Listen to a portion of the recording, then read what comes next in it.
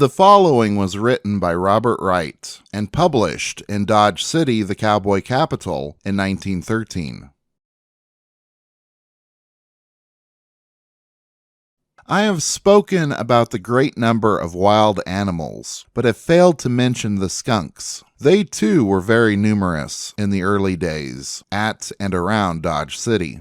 And, strange to say, their bites was almost always fatal. At least 8 or 10 persons died here from their bite the first season Dodge started. We supposed they were mad skunks, or affected with hydrophobia. Everyone, of course, slept out of doors, and skunks would crawl right into bed with the men and bite. Some were bitten on the nose, some on the lip, some on the hand or finger, and one man had his toe bitten almost off. One man who was bitten through the nose had the skunk hold on to him while he ran through the camp in the night, beating with both hands at Mr. Skunk, and he had a time getting rid of the beast. The man whose toe was bitten was George Oakes, a partner at the time of our fellow townsman, Mr. George Richards. After he was bitten, he determined to have revenge. So he camped his train, and he had quite a large mule train, and waited for, some say, 4 nights before Mr. Skunk came back. Anyhow, he laid his train up for a day or two, but finally, one night, he blew Mr. Skunk's head off with a double-barreled shotgun, and, not satisfied emptying both barrels into his victim, reloaded and shot him again. He sure got his revenge. Some people were mean enough to say that Mr. Skunk would have died anyway after biting Mr. Oakes, and that Mr. Skunk only came back to apologize after he found out whom he had bitten. But I think different. This was a joke,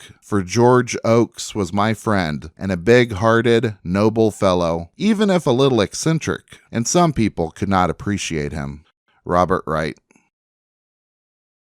There are 2 species of skunk native to Kansas, the eastern spotted skunk and the striped skunk. The spotted skunk has white splotches and is now rarely found in Kansas. The striped skunk has 2 white stripes down the back and is commonly found in Kansas today. The hydrophobia mentioned by Robert Wright literally means fear of water, but was used as another name for rabies. Fear of skunk bites was very real on the Kansas frontier. Contracting rabies or hydrophobia from any infected mammal could mean death, as once clinical signs of rabies appear, the disease is nearly always fatal. The following articles show the fear many had for skunks in Kansas.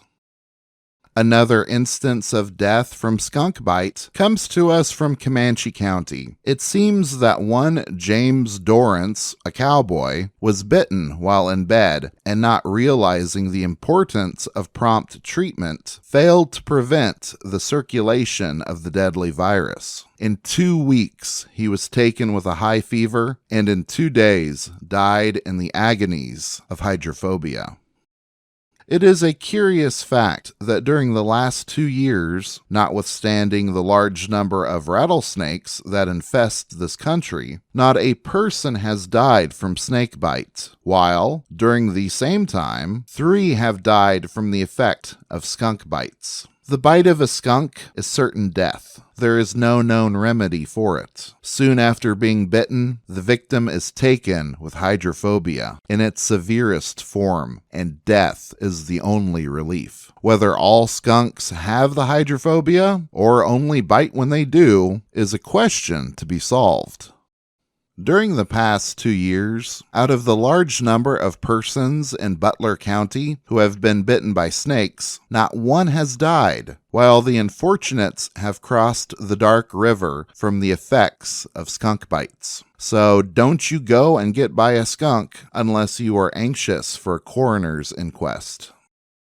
It is stated by Colonel Dodge in his Plains of the Great that in the tract of country between the Republican River and the Indian Territory, the skunk is more feared on account of its bite than the most powerful grizzly. The animal is nocturnal in its habits and is much given to prowling around camps and tents in search of food. If it finds nothing more tempting, it falls to consuming the face, hands, or any part of the exposed body of a sleeping man. The bite is not of itself so much to be dreaded, but it frequently results in hydrophobia. This result seems, from the observation of Colonel Dodge, to be quite peculiar to the region indicated, where skunks are very numerous. While he was stationed at Fort Dodge in 1872-1873, he knew by report of 16 cases of rabies caused by skunk bites, which proved fatal. The crowds of buffalo hunters who visited the plains in 1872, 73, 74 were greatly afflicted with the assaults of this pestiferous animal.